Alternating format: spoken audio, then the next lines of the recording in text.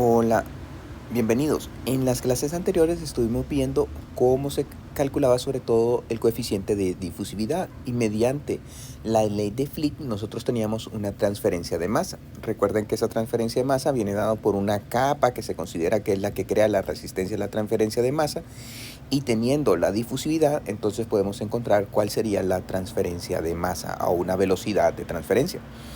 Sin embargo, en un verdadero en un aparato de transferencia de masa nosotros vamos a tener generalmente dos fases. Por ejemplo, aquí tenemos una fase gaseosa y una fase líquida.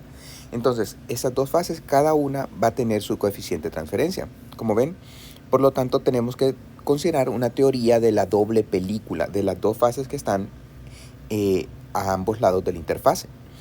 En la teoría de la doble película se considera que en la superficie de contacto o la interfaz hay equilibrio y se suman las resistencias a la transferencia de masa para obtener una resistencia global.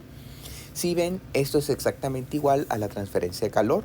Sin embargo, en la transferencia de calor, en el punto intermedio se alcanza un equilibrio, mientras que aquí noten que el YAI es diferente, o sea, la composición en vapor o en la fase de este lado, en la fase gaseosa, que podría ser cualquier fase, por eso les digo en la fase de este lado y la fase del otro lado, no están en el mismo punto, sino que existe una diferencia entre ellas. Entonces, nosotros tenemos que considerar esta película que retiene la transferencia de masa y esta otra película que es lo que hace que cambie la composición en el líquido hasta la composición en el líquido en la interfase, la fracción molar en el líquido hasta la fracción molar en la interfase.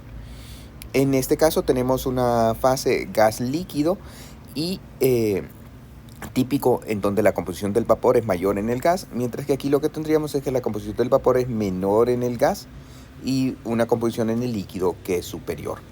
Entonces las velocidades de transferencia de masa van a venir dadas por un Kx por la diferencia de las fracciones molares en el líquido, XA menos XAI, y la velocidad en la transferencia de masa en el vapor va a venir dado por KY menos YA. Como pueden ver, en este caso aún no hemos hablado nada en qué se refiere este YA asterisco.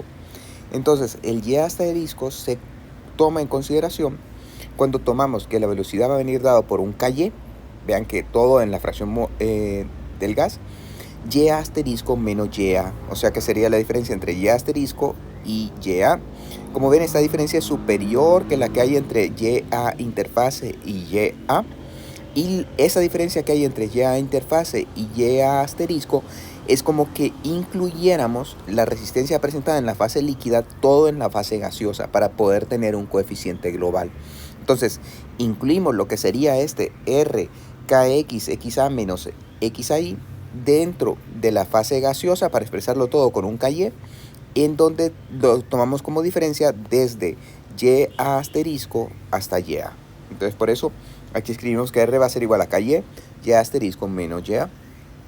Haciendo los inversos de esta transferencia, vamos a tener que 1 sobre KY va a ser igual a YA menos YA R dividido entre R. Pues esta es la diferencia total.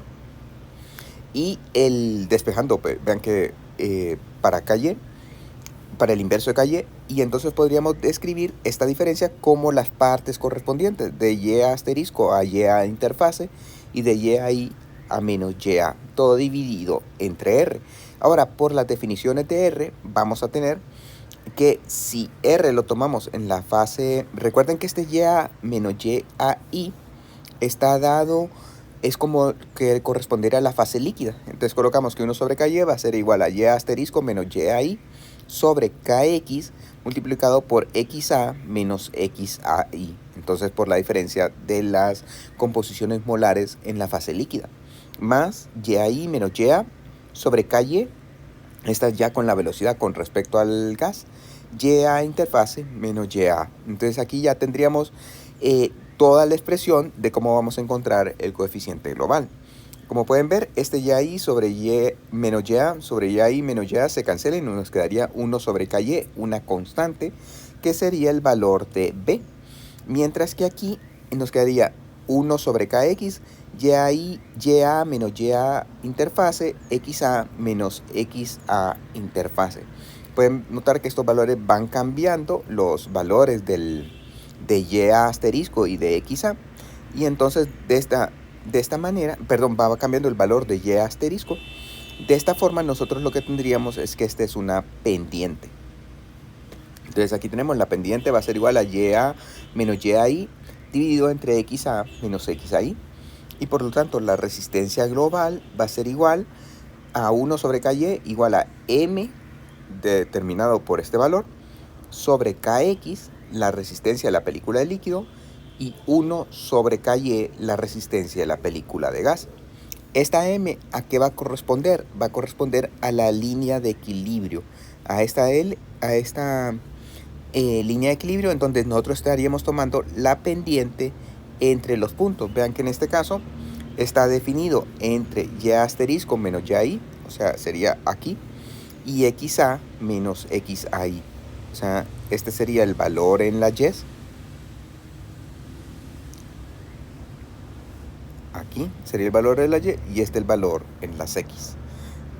Eso se refiere la M. Ahora, ¿cómo vamos a poder determinar una serie de medidas experimentales para determinar los coeficientes de transferencia de masa? Entonces esto se hace a partir de torres de pared mojada. Este es especial para tomar mediciones gas líquido. Fíjense que esta es una torre de pared mojada en donde tendríamos únicamente una entrada de un líquido y por el otro lado que corre el gas. Entonces de esa forma nosotros mediríamos cuál es la transferencia y de ahí se pueden determinar una serie de gas para procesos gas líquido. Para procesos de sólidos ligeramente solubles, entonces lo que tomamos son tubos de sólido ligeramente solubles, disculpe. Entonces sería un tubo en donde hacemos pasar un líquido o un gas y entonces determinamos la transferencia con que la velocidad de la transferencia en masa. Determinamos el coeficiente. Vean que aquí lo dejé porque podría ser un gas o un líquido. En sólidos porosos mojados, esto sería un sólido y entonces va a empezar a perder el líquido que contiene y este sería sobre todo para exterior de tubos. Y también en torres empacadas o platos perforados con columnas de burbujas, que este sería un método general para determinar las transferencias, los coeficientes de transferencia. El caso es que nosotros generalmente vamos a buscar los coeficientes de transferencia de masa que estén tabulados para poder resolver nuestros problemas. O sea, y estos han sido sacados sobre todo de estas formas. Si nosotros empleamos torres empacadas, entonces es otra manera de encontrarlos que comentaremos más adelante. Ahora, ¿cómo podemos determinar este coeficiente? Entonces a partir de un análisis dimensional, igual que como encontraron el coeficiente de transferencia de calor, que recuerden que es un análisis dimensional en donde Nusselt es igual a una constante, Reynolds a un exponente, Prandtl a otro exponente y un coeficiente phi sub b a la 0.14. Entonces nosotros vamos a tener una relación similar a esta. Ahora, ¿qué factores van a afectar el valor del coeficiente de transferencia de masa? Vean que va a ser una función de la difusividad, del diámetro de la tubería, de la velocidad que tengamos, de la viscosidad y de ρ.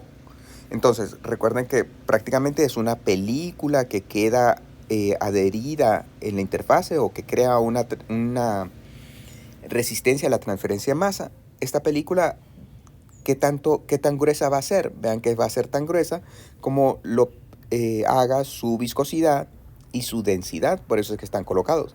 También la velocidad tiene mucha influencia sobre el grosor de esa película, el diámetro de la tubería, porque va a ser diferente una gran velocidad en un tubo muy grande o en uno muy angosto, y la difusividad, que es cómo se transfiere la masa. Entonces sería como que todos estos términos son la resistencia y esta es lo que hace que se transfiera la masa.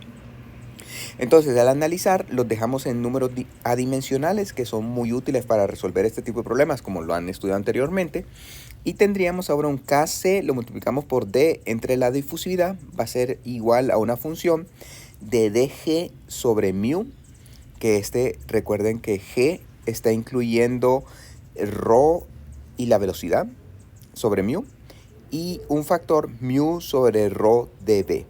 Recuerden que este es un número de Reynolds. Este sería lo que nos convierte la capa hidrodinámica, como se los había dicho anteriormente, en una capa de transferencia de masa, que es el número de Schmidt.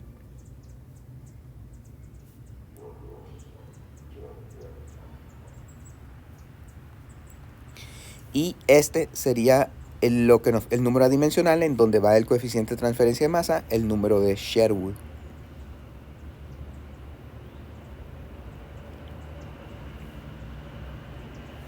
Entonces ahí tendríamos todo el análisis dimensional. También nosotros podemos emplear un factor de Chilton-Cockburn, igual al factor de Chilton-Cockburn que existe en la transferencia de masa, en donde JM va a ser igual, este factor, vean que es que dividimos todo entre...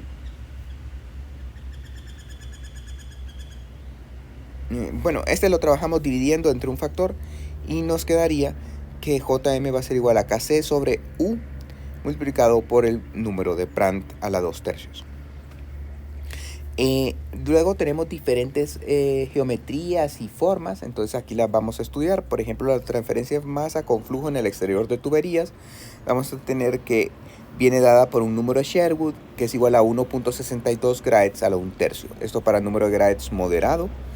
Fíjense que este es similar al si lo tuviéramos Nusselt con respecto a grads, en donde grads se determina como m puntos sobre dB L rho. Recuerden que para el flujo laminar la longitud es muy importante, la relación entre la longitud de transferencia y el diámetro es muy importante, por lo tanto va incluido.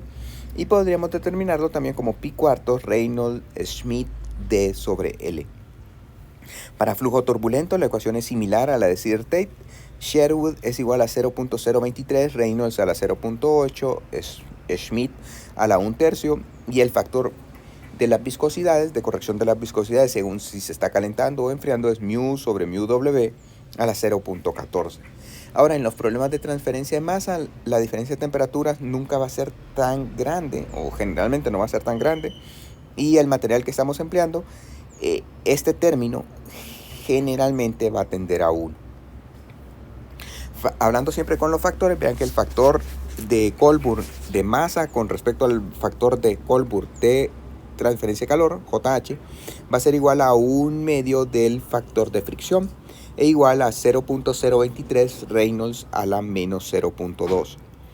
El JM va a ser igual a KY RT sobre P y la velocidad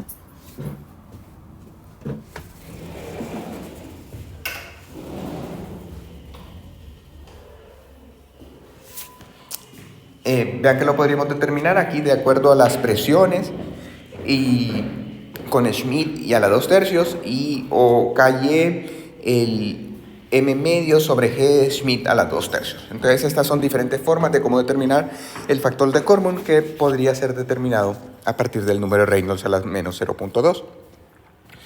Ya para torres de pared mojada, la ecuación específica es que Sherwood va a ser igual a este término. Vean, Reynolds a la 0.81 y Schmidt a la 0.44. Y cuando el Schmidt está entre 430 y 100.000, entonces podemos tomar esta ecuación que todavía nos daría mejores resultados que la ecuación general.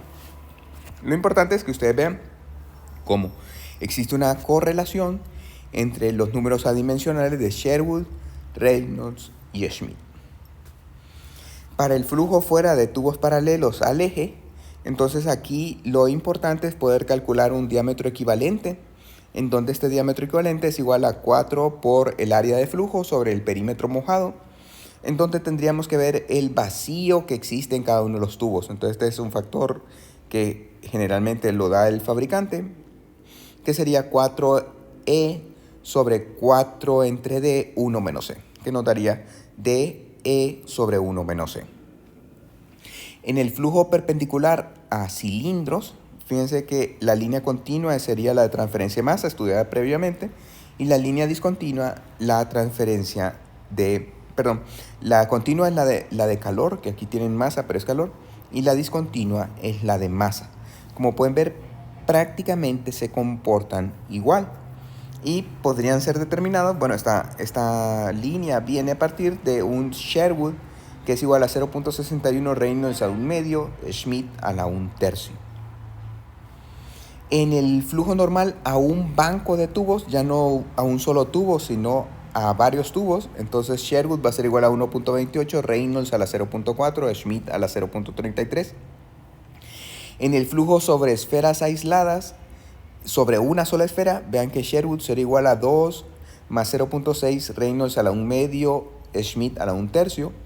En el flujo oscilante, que es cuando tenemos el número de Reynolds bajo, pero el número de Schmidt alto, ahí lo pueden ver en el libro para verlo, la definición más exacta de un flujo oscilante.